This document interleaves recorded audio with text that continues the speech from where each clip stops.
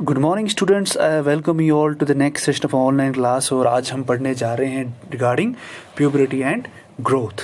तो सबसे पहले आपको बता के चलूँ कि जब हम बचपन से बड़े होते आ रहे हैं तो हम देखते हैं कि हमारी बॉडी में फिजिकल चेंज आती हैं और body starts to show growth. अब ग्रोथ कैसे शो होती है? हमारा शरीर बढ़ना शुरू हो जाता है, हमारी हाइट बढ़ती है, हमारा वज़न बढ़ता है और साथ साथ क्या होता है, हमारी हड्डियाँ भी मजबूत शुरू होनी हो जाती है।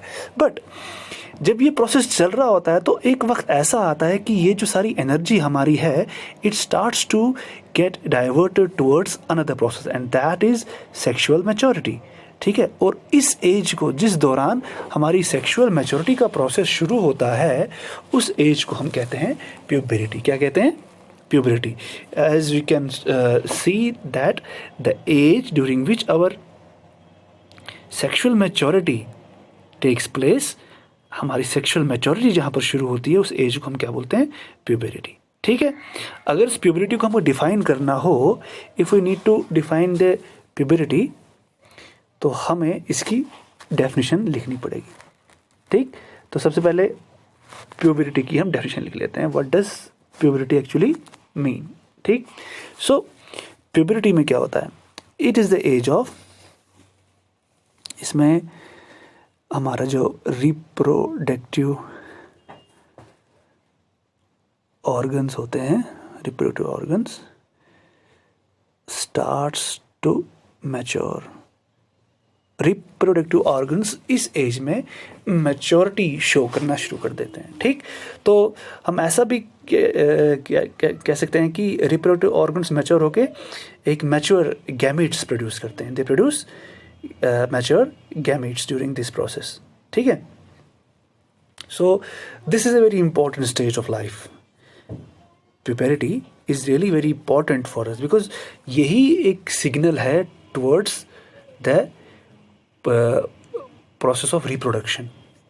अगर puberty नहीं होता, there will be no advancement in the sexual maturity, तो reproduction possible नहीं होता। तो इस दौरान हम मैच्योर गैमेट्स भी प्रोड्यूस करते हैं। ठीक है, during puberty mature gametes are produced. So during this process there are so many physical changes produced in our body. ठीक है, बहुत सारी फिजिकल चेंज होती हैं, जिसके साथ साथ मेल्स और फीमेल्स, मेल्स और फीमेल्स में दोनों में चेंज होती है, और किसी में जल्दी होती है, किसी में लेट होती हैं। ठीक, हम देखते हैं कि 1-2 साल का फ़र्क हो सकता है, किसी में 8-10 या 12 साल की उम्र में हो जाती हैं, और किसी में 15 या 16 साल की उम्र में चेंज हो जाती हैं। तो मगर ये फिजिकल चेंज जो हमारे पास हैं, these are all visible physical change. ठीक है, हम अब बात ये है कि ये इन फिजिकल चेंज का होना क्यों होता है? Why does these physical change happen? Nature में ये फिजिकल चेंज होने का मकसद ये है to provide a signal for what? For a potential, for a, ये सिग्नल देता है फॉर ए पोटेंशियल, हम कह सकते हैं कि पोटेंशियल बीइंग को सिग्नल देना फॉर देयर मैचुरेशन, और सेकंड पार्ट ये है for the preparation of baby. ठीक है, क्योंकि रिप्रोडक्शन, ऑल्दो रिप्रोडक्शन से ही हमारी जो स्पीशीज़ हैं उनका सर्वाइवल अभी तक पॉसिबल हुआ है। ठीक, हमने इसकी इम्पोर्टेंस भी पढ़ी है ना, कि रिप्रोडक्शन क्यों इम्पोर्टेंट है। सो इसके लिए जो ये सिग्नलिंग है, ये फिज़िकल चेंज के ज़रिए दी जाती है। सो फिज़िकल चेंज क्या क्या हैं, मेल्स में क्या है, फीमेल्स में क्या है, we can individually study them. तो सबसे पहले हम ये देखते हैं कि दोनों में कॉमन चेंज क्या है। What are the common change which occur during the puberty among male and female? तो सबसे पहले कॉमन चेंज की बात करते हैं। तो सबसे पहला जो कॉमन चेंज है between mail and female, physical change की बात कर रहा हूँ, तो हम देखते हैं कि सबसे कॉमन चेंज ये है कि हमारे जो आर्म पिट्स हैं, उनमें ग्रोथ ऑफ हेयर होनी शुरू हो जाती है। There is growth of hair in the armpits. ठीक है, तो ये जो आर्म पिट्स में ग्रोथ ऑफ हेयर का होना, और उसके साथ साथ हम देखते हैं कि बहुत सारी ऐसी फिजिकल चेंज हैं जो हमें देखने को मिलती है। हम इनको ज़रा सिस्टमेटिकली लिखना शुरू कर देते हैं ताकि रिमेम्बर्स भी हो। तो सबसे पहले कॉमन चेंज जो मैंने बताया, कॉमन चेंज जो मेल और फीमेल में है, तो सबसे पहले आर्मपिट्स में और जेनिटल ऑर्गन्स में हेयर्स का बनना शुरू हो जाता है। ठीक है, आर्मपिट्स में मेल और फीमेल दोनों में हम देख सकते हैं कि जेनिटल ऑर्गन्स में हेयर ग्रोथ शुरू हो जाती है during the age of प्यूबरिटी।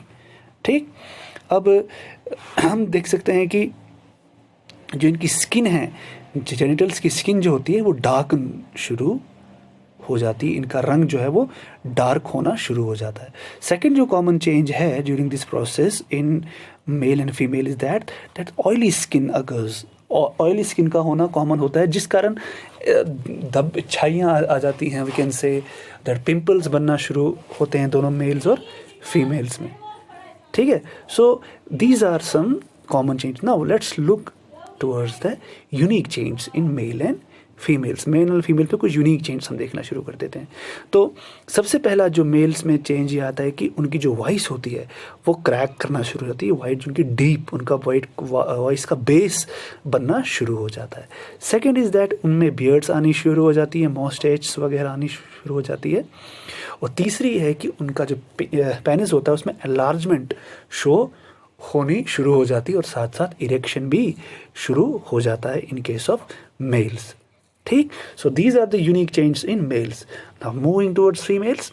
Females में भी हम देख सकते हैं, तो सबसे पहले जो उनमें चेंज आती है, उनका जो ब्रेस्ट का साइज़ है वो बढ़ना शुरू हो जाता है। ठीक है, और साथ ही हम देखते हैं कि जो इनकी स्किन है वो डार्कन हो जाती है। कहाँ पर हम स्किन डार्कन का हम देख सकते हैं कि जहाँ पर निपल्स, ब्रेस्ट की जो निपल्स होती हैं, ठीक है, वहाँ पर स्किन का डार्कन शुरू हो जाता है और साथ साथ मेंस्ट्रुएशन साइकिल वुमेन्स का शुरू हो जाता है। ना मेंस्ट्रुएशन साइकिल को स्टडी करने के लिए हमारे पास नेक्स्ट वीडियो है, हम इसमें ब्रीफली इस टॉपिक को अच्छे से वहाँ पर पढ़ेंगे। So these are the change which are occurring during the puberty. और ये ज़रूरी इसीलिए है because this is the stage of life which is preparing an individual to produce और we can say to become sexually mature. Because sexual reproduction ही एक ऐसा process है जिससे हमारी जो ह्यूमन स्पीशीज़ है वो अभी तक सर्वाइव कर रही है। क्योंकि हमने ये भी पढ़ा है कि सेक्शुअल रिप्रोडक्शन ने क्या किया, अभी तक बड़ी सारी वेरिएशंस प्रोड्यूस की हैं जिसने अर्थ के वेरिंग टेम्परेचर, प्रेशर और अर्थ के वेरिंग एनवायरनमेंट में हमारी स्पीशीज़ को अभी तक जिंदा रखा है। तो आई होप आपको ये टॉपिक समझ में आ गया होगा। If there is any doubt regarding that you can ask me, you can text me. तो टिल देन, गुड बाय।